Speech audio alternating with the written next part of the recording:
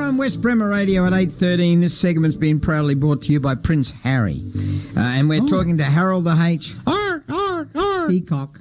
And he is actually outside here at the moment. He's on the walking tour as part of the Galvanised Ipswich Festival. And he's going to tell us all about the great police chase of 1939. He's outside?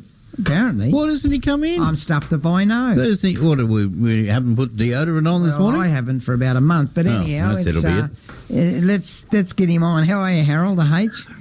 Yeah, good morning, Danny. I'm on this tour learning, so I got to listen to the experts of the Ipswich history. So I can't pop in now. I'll pop in later on, but gee, it's a good story I'm going to tell you about today. Well, tell us about the great police chase of 1939.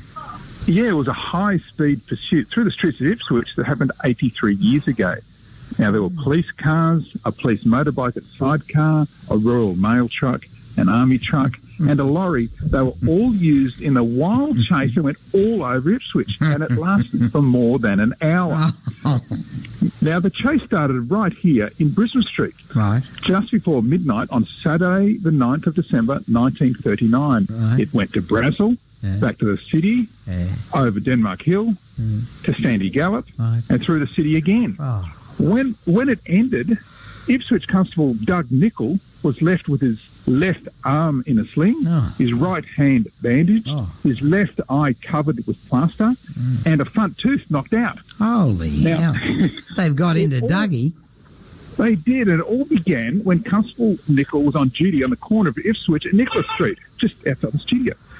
He saw a truck being driven by Daniel O'Connor. It was coming erratically towards him at the intersection, so Nichol stepped out on the road and held up his hand for it to stop. But, of course, the truck didn't stop, and Nichol had to jump out of the way, narrowly escaping being run down.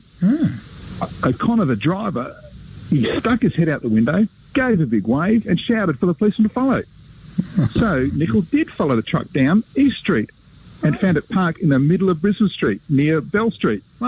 He walked towards the truck and again held up his hand, calling out for it to stay there. But the truck took off and accelerated past him up Brisbane Street. Nichol immediately flagged down 4 Australian soldiers who were in an army truck going back to camp. And that's when, with all 5 of them cramped inside the truck, a crazy ride began. O'Connor and his truck led them up and down Thorn Street 3 or 4 times, slowing down, then speeding up to shake them off. Efforts to head the truck off were prevented because the vehicle swung wildly across the road. Now, you've got to remember, this is Ipswich before midnight, so all the towns out, the whole of Ipswich is coming out to see this. And Nichol was continually calling out to the driver to stop. But O'Connor simply stuck his head out the window, laughed and accelerated some more. And he was singing out loud while he drove, so it attracted the whole of Ipswich. In Quarry Street, the army truck got alongside the offending truck. That's when Constable Nichol heroically boarded the truck in a scene reminiscent of the best high-speed chases in the movies. You see, as both vehicles were speeding beside each other, he jumped from the army truck and onto the back of O'Connor's truck. Nichol then climbed down onto the footboard on the side, and as he was about to grab the steering wheel, the truck swung off the road and swiped the tree, hurling Nichol to the ground. Now, in the meantime, other police and civilian vehicles had joined in the chase. It was like O.J. Simpson all over again. In fact, every policeman in Ipswich was involved. This included a motorcycle with Constable Louis Platts in the sidecar. Louis Platts? After the chase had been going on like this for over an hour, O'Connor decided he just had enough, so he went home and parked his truck outside his house on Thorn Street. Now, he fell out of his truck, and that's when Constable Platts leapt from the sidecar and made the arrest. The 4 soldiers were given a note from the police explaining why they were late getting back from leave. O'Connor was charged with having used obscene language and driving under the influence, but he denied the charges. He claimed that he was suffering concussion, which he said can easily be confused with the effects of alcohol. But the magistrate wasn't convinced. He was fined £17 and 10 shillings.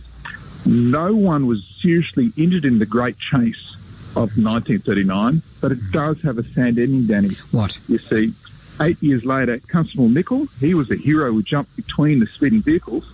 He died after being thrown from a police horse while relieving at Moore Police Station in the Brisbane Valley. So it was just one jump too many for Constable Nichol. And you know what? Lou Platts played rugby league for Queensland. He was from this area, or Toowoomba area, and his father, there was a Lou Platts played in the 70s or 80s, and he's a policeman, and his son's a policeman, so I'd say that's the same Platts family. Well, it'd probably be his grandfather, Louis Platts, who made the arrest of the great police chase in 1939 throughout the whole of Ipswich. Everyone saw it.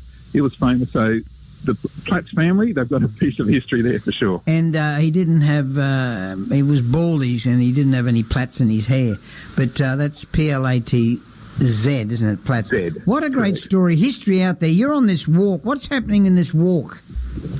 Yeah, we're walking up and down Brisbane Street at the top of town, going through stories of the old buildings that are along here. In fact, we're just coming up to the West Bremer studio shortly, and I don't know whether they'll be telling us about the clairvoyance that used to be on site there years ago, Danny, but and a brothel, so many good stories. And brothel as well. Yeah, they might add a bit of a brothel there, but certainly the clairvoyance told everyone what was about to happen.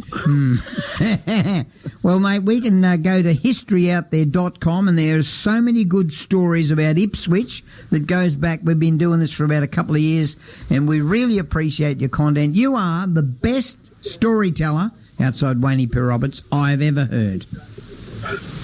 Thank you so much, Danny, and you're the best radio announcer online in the world. In the certified, annoying but never boring. On West Bremer Radio, it's 8:20. Take it away, Damien.